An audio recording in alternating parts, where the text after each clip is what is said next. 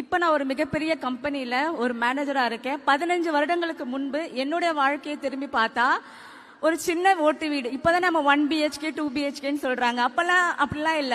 ஒரு 10க்கு 11 வீடு. அந்த வீட்டுல நாங்க 6 பேரு. மழை பெஞ்சா கூட தூங்குறதுக்கு இடம் இருக்காது. ஒரு கட்டில்ல மேல ஒரு 4 பேர்னா கீழே 2 பேரும் படுத்துட்டு இருப்பாங்க. அப்படிதான் என்னோட வாழ்க்கை. கவர்மெண்ட் ஸ்கூல்ல படிச்சு 12வது வரையும் படிச்சாச்சு. பள்ளியில முதல் மதிப்பெண் எடுத்தாச்சு.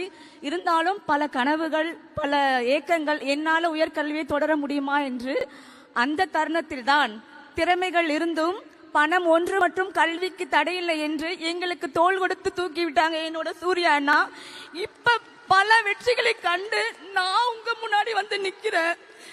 இப்ப 15 வருஷம் வாழ்க்கையை திரும்பி பார்த்தா நான் இந்த மேடையில நிப்பேன். நான் என்னால நினைச்சு கூட பார்க்க முடியல. அப்படிப்பட்ட வறுமை இருந்தாலும் இப்ப பல வெற்றிகளை கட்டு எனக்கு கீழே ஒரு 100 பேரை ட்ரைனிங் பண்றேன். இங்கிலீஷ் பேசுறது கூட எனக்கு கஷ்டமா இருந்துச்சு. அந்த ட்ரைனிங் எல்லாம் எனக்கு வந்து காலேஜை மட்டும் சூஸ் பண்ணி விடல, பல திறமைகளை எங்களுக்கு அகரம் கொடுத்தாங்க.